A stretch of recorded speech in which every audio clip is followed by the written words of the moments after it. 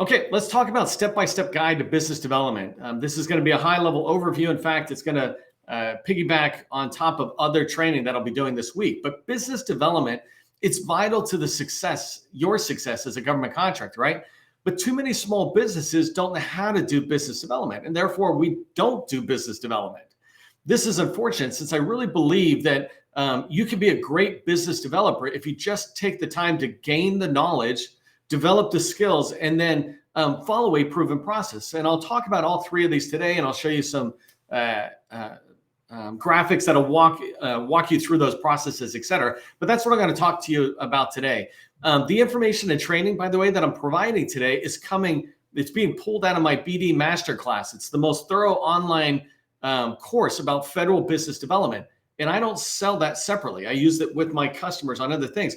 But I want to share the information that's in there because I built this super course, and it's very detailed, step by step. I can take a brand new person into government contracting and help them become a very proficient, professional grade business developer in the federal market. And I just wanted to pull that information out and share it in these live trainings. And so when I teach business development to my customers, this is exactly what I teach them, right? This process I'm going to teach you.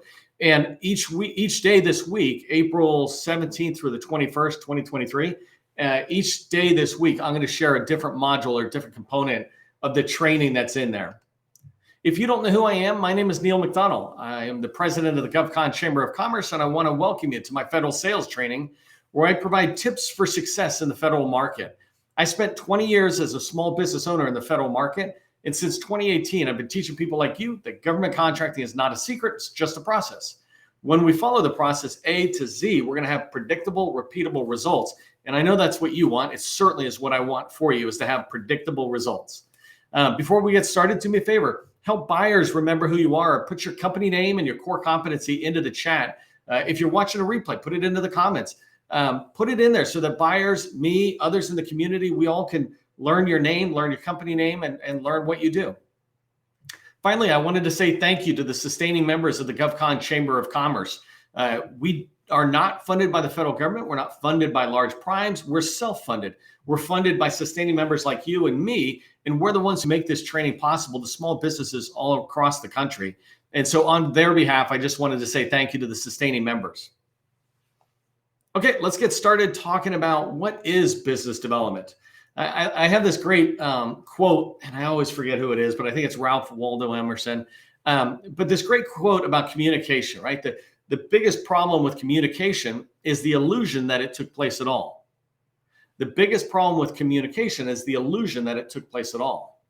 The reason I'm saying this quote, and I want you to think about that, is because I often find we have different understandings of what things mean. For example, what business development is, and in federal sales, what that is. And so for me, and what I'm communicating with you today is, in the federal sales market, there's basically three phases. There's business development, there's capture, and there's proposal writing, proposal management, whatever you want to call it, right?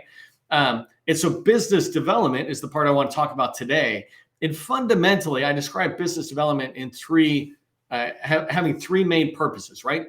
Gaining agency knowledge, building agency relationships, and that could be with the government personnel or teammates who are already in there. And then the third one is identifying agency opportunities, what I like to call slam dunk opportunities, in particular for you. So that's what I want to talk about today, is driving through those. I do want to share my screen occasionally with graphics. And so let me show this one really quick.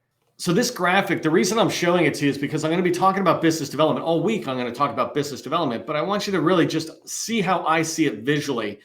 Business development is this bottom row, and you should be able to see it, but it's about developing knowledge within that agency, right? Gaining agency knowledge. And then it's about developing relationships, strategic relationships with agency personnel or with teammates. And then it's about identifying opportunities. And so I put influence strategy here because when you have the relationships, you can influence the direction the government is going, and you can identify opportunities. And then the way this natural sales process works, right? We identify opportunities. Some of those we decide to pursue, and that's capture. That's called capture. And then some of those we decide to write a proposal for. And when we do that, we're winning contracts. It's fundamentally that simple, right? It might take a little bit of work, but that's the process I just want you to track on as we go forward. So let's begin with the idea of gaining agency knowledge, right? Because this is really important to me. And in fact, to put it in perspective of how straightforward this is when you consider it being this knowledge and skills for yourself about how to do business development, right? You're gaining the knowledge of how to do business development, you're developing the skills, and you're gaining that experience, right? When you keep that in mind, then you can be inexperienced and start practicing these skills, learning how to do it, or you can be experienced and just refresh your memory. As a project manager, PMP, right? I'm a certified PMP. I used to have to do this until I stopped caring, but I used to have to sit there and get certified I'd had to take continuing education units every single year to maintain my PMP certification. But as a salesperson, ask yourself this: are you doing professional development? Even if you've got 10 or 20 years experience as a business developer, are you stopping every year and saying, let me refresh my skills? Let me learn how to do business development from a different point of view. For example, sometimes you're just rehearing what you already know, more often than not if you're experienced. But if you're new, what I'm going to teach you today and then through the week will definitely help you become a better business developer. So let's talk about, when you think about gaining agency knowledge, this is really about becoming an expert in an agency. I say that you should know your agency better than anybody who works for that agency. And you say, oh, how could I know the Navy better than anybody who works in the Navy? Well, think about this. Imagine you're trying to go into the Navy, and I don't know how much you know about the Navy, but at a high level, they have 10 major buying commands. So these 10 huge systems commands, right? And inside of them, you're trying to develop knowledge, understand everything about them, learn what they do, their mission. You're trying to figure out who the key influencers are in there, what are they buying, how are they buying, all that kind of stuff. But imagine one person who's in the Navy who's working for NAV Supply Systems Command, right, or NAV SUP. They're working in one part of it down in, let's say, Newport News, Virginia. They're in one area. Are they really trying to understand the whole Navy, or are they just trying to do a great job as part of NAV SUP in one part of NAV SUP? They probably don't even know NAV SUP fully, like all the other commands within NAV Supply Command, right? But you, as a business developer, you're trying to be an expert on that agency, and it's not going to be happening even a single year. Over time, you will get really, really good at that, so that you know that agency as well as 99% of the people out there. You will be in the top 1%. And the type of information you'll get when you start to learn about an agency and gain the knowledge about an agency, you're going to be learning about their accomplishments. For example, I just posted today on LinkedIn something for the Defense Healthcare Management Systems, I think from DHA, or it's a program executive office. Anyways, I put up their annual report from FY 2022. And when I look in there, I'm able to understand their accomplishments from that previous year. I'm able to see who their key leaders are, the teams that are getting things done. I'm able to see the major programs and projects they're working on. So I can learn about an agency through these annual reports, et cetera, to see their accomplishments. But also going forward, I can think about and learn about their goals, right? What are they trying to do in this current fiscal year I'm in, maybe the next fiscal year? What are their plans for the next 5 and 10 years?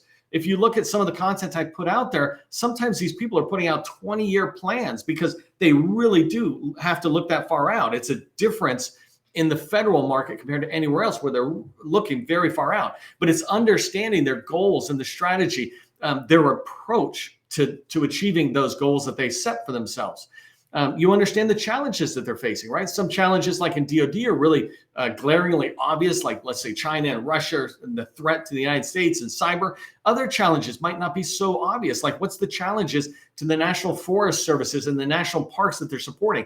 What's the challenges to the healthcare going on within the military health system or VA, et cetera? So understanding those challenges that they're facing now and what they see coming down the pike. Some challenges might be some as simple as hey, the computers are all going to be outdated in 3 years, 2 or 3 years, but we actually don't know what to face going forward. What type of systems? Should we even be looking at systems, or should we be looking at security around letting anybody bring their own systems in?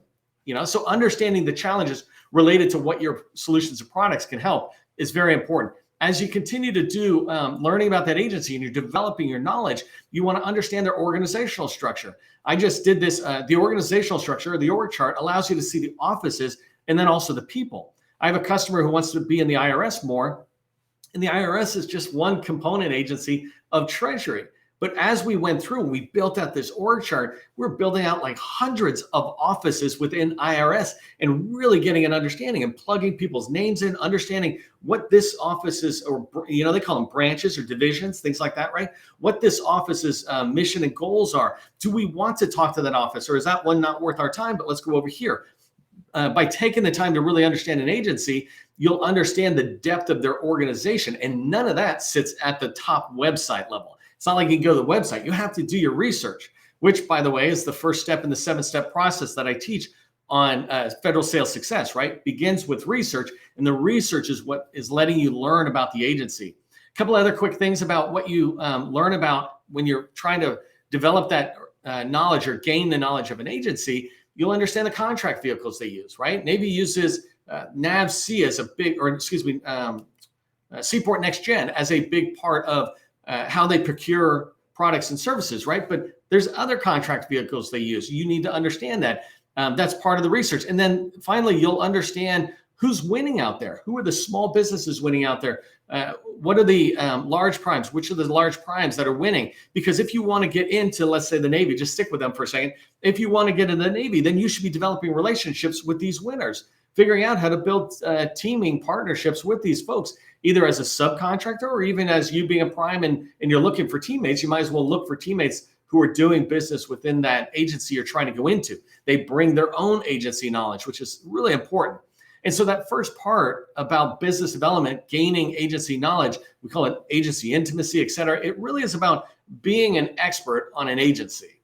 And so I want you to keep that in mind and ask yourself right now, right? And maybe throw in like, what's your one target agency into the chat? But either way, just ask yourself, am I trying to be an expert on any particular agency?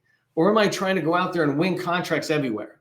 Right? That's the danger of going after opportunities everywhere, is you don't take the time to become an expert at an agency. And so you don't truly get to understand them, which means your proposals just aren't as strong as they could be because you don't have that understanding of their goals, their mission, their challenges, et cetera. You only gain that by gaining knowledge about an agency.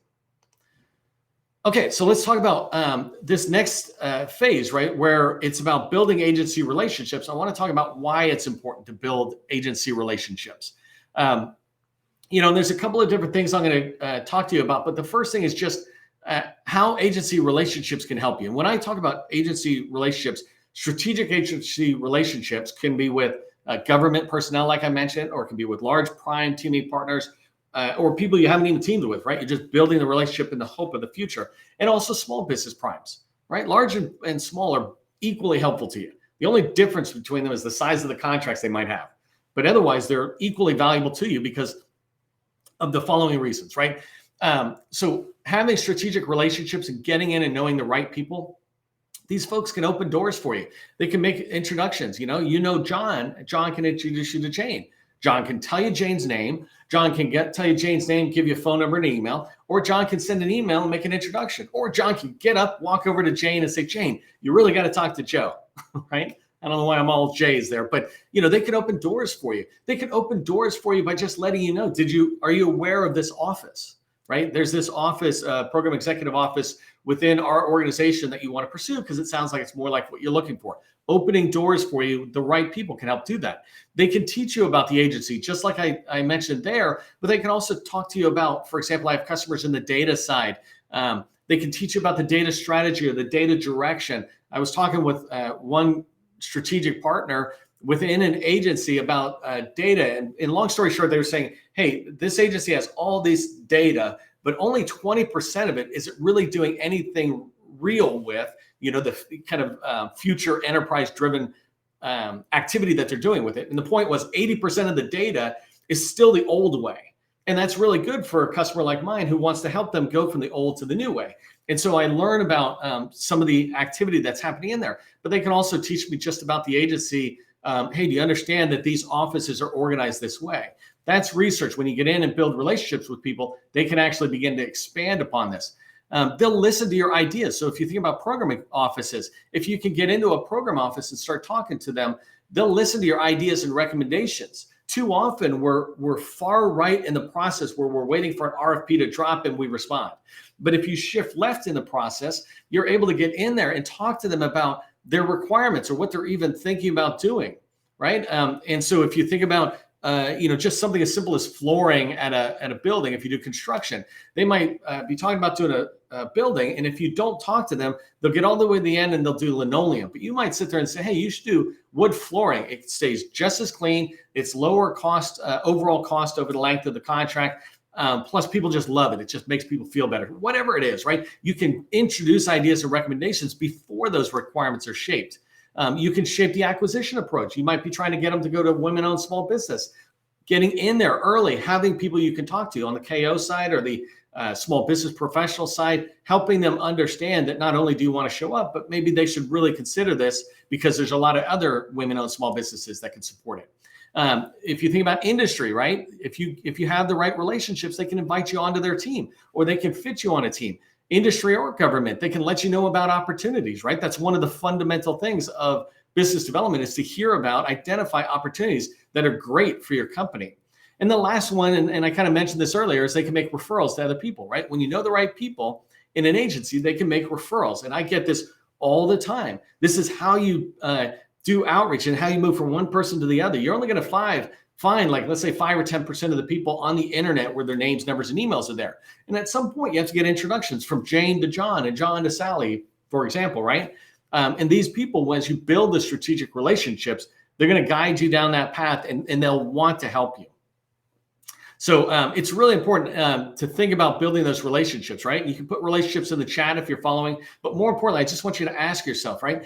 Am I building strategic relationships in an agency? So before I said, are you targeting and really trying to become an expert, but are you trying to build relationships or are you just reacting to opportunities and the relationships are all just related only to an opportunity? There's a difference there. The opportunity is one thing and it's done. You win or lose it. A relationship that is related to an agency you're going after, whether it's government or industry, these are long-term strategic relationships that you can help them and they can help you. And so this is really good.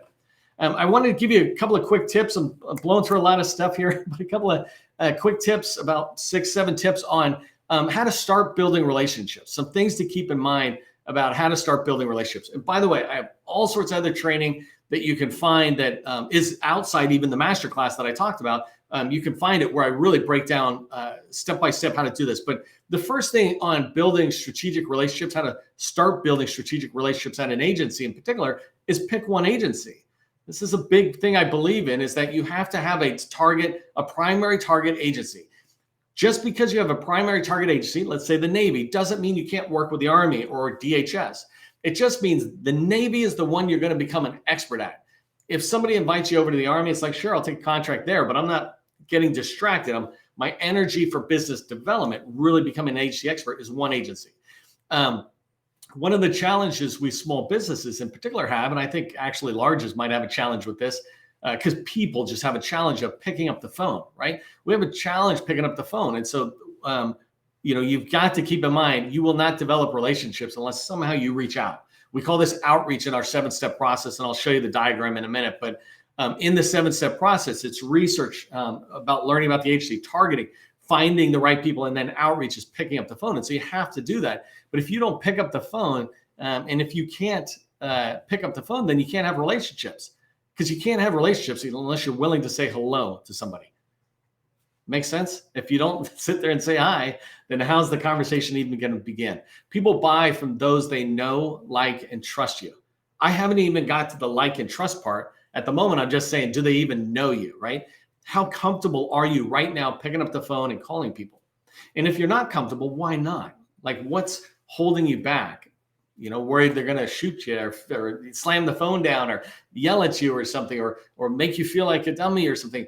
None of that really is going to happen. All of it is legitimate anxiety. We all kind of feel different anxieties, but the only way you can get past that is picking up the phone. Pick up the phone 100 times, pick it up 1,000 times, and you will begin to see that the odds are in your favor, that more often than not, when you call somebody, the worst thing that happens is they don't answer and they never get back to you. The best thing that happens is that you leave a voicemail and they call you back, right? So you got to pick up the phone so they know who you are. Then they can like and trust you. We call this activity, by the way, marketing engagements or touches. And you need at least 20 touches, 20 engagements before they even begin to remember you and know of you, right? Not know you truly, but know of you even. They need to see you 20 times. And so that could be on LinkedIn, that could be emails, that could be phone calls, that could be meeting them, that could be matchmaking at an event that an agency hosts, whatever it is, it's 20 touches. For us in the GovCon Chamber, we actually call it a 7-hour rule. We feel like you need to be engaged with me 7 hours and me in the chamber for 7 hours of our content one way or another before you truly begin to know, like, and trust me, which then you know, like, and trust the GovCon Chamber, right? And so you want to think that same way with your customers. What are you doing right now to help your customers or the people you want to build relationships with? What are you doing to help them know you, to like you, and to trust you? Today, I'm just talking about knowing you. Later, it can be like and trust. The last thing I want to talk about is just one of the activities you got to do to build strong relationships is that targeting I mentioned a minute ago. So build a list of people to call. And I said this list should be 100 to 200 people. And you should have a running list of 1 to 200 people until you have so many relationships you don't need anymore. You're happy to have somebody call you, but you no longer need to do outreach because you got the relationships you need. And you can watch another training where I talk about how many that is. But the type of people you want to reach out to, right? There's federal agency points of contact. So anybody on the small business professional side, the acquisition side, or the program office side. You want to reach out to SBA point of contacts, in particular, the PCR, right? If you don't know who the PCR are, it's a procurement center representative, go figure out who they are because they're somebody who could help you as you're trying to get into an agency. And those PCRs are responsible for particular agencies. You want to have points of contact from large prime businesses and points of contact from small businesses. And when you look at small businesses, you really want to make a point of finding women-owned small business points of contact to add to your list. SDVOs, HubZone, and 8A, right? You want it across all 4 programs. This allows you to access any set-asides that might be at your target agency. So as you're building relationships and you're thinking 6, 12, 24 months out in the future, having these relationships in place, maybe even giving first, is going to be really valuable. Think of these people, especially on industry, right, as competitors. Some days you're competing, and some days you are teaming. So let me just share 2 quick slides, images here. And these go to what I was talking about. And if you want any of these, just let me know, and I'll be happy to send it to you. So let me share this. Okay, so this first one I'm sharing is the 7-step process I've been talking about. Very quickly, the 7-step process when you try to get into an agency and you're doing business development, in particular through to sales, begins with understanding the agency, finding the right people for targeting, starting to call them, pick up the phone. That's where you build the relationships, right? These strategic relationships are how you identify slam dunk opportunities that you can write winning proposals and start winning, sales. And so that all begins with this business development activity of research, targeting, and outreach, starting the development activity. This next slide, I didn't mean to animate it. Let me move forward because animation takes too long. Come on. Okay, I think that was all the animation. But the whole point was I was just trying to show you, if you think about RFP phase, this is when it drops in SAM right underneath the word week. You want to shift left in the process. And when you do business development, you're able to help your company shift left into the RFI stage or before the RFI drops or right at the idea stage when somebody is thinking about an idea, or perhaps you could be the one putting the idea into their head because your company has special products or services that they should really consider. And so that's an important part to be tracking on that activity. Okay, so if you take the time to develop your skills as a business developer, you're going to find it's easier to start and build strategic relationships. These are going to help you succeed as a government contractor. And the one tip I have for you is download that 7-step process that I just laid out, print it out, put it on your wall, and every day look at that 7-step process and go, am I following this process? What am I doing today? And does it align to one of those 7-step processes? If it doesn't, why am I doing it? Right? And so it's really important to have some process. And that process is an easy one that I love, that I hope you will find value in and print it, put it on your wall. So if you did find value in today's training, do me a favor, become a GovCon Chamber of Commerce sustaining member and help me make this available to everybody else. Help others benefit from all of this content through your support. And if your company is struggling to start and build relationships with federal buyers, consider my 90-day BD Accelerator workshop. You can send me a message in LinkedIn if you want to learn more, but it's fundamentally for companies that are already getting some traction and you want to go to the next level. Remember, government contracting, it is not a secret. It's just a process. I'll see you in the next training.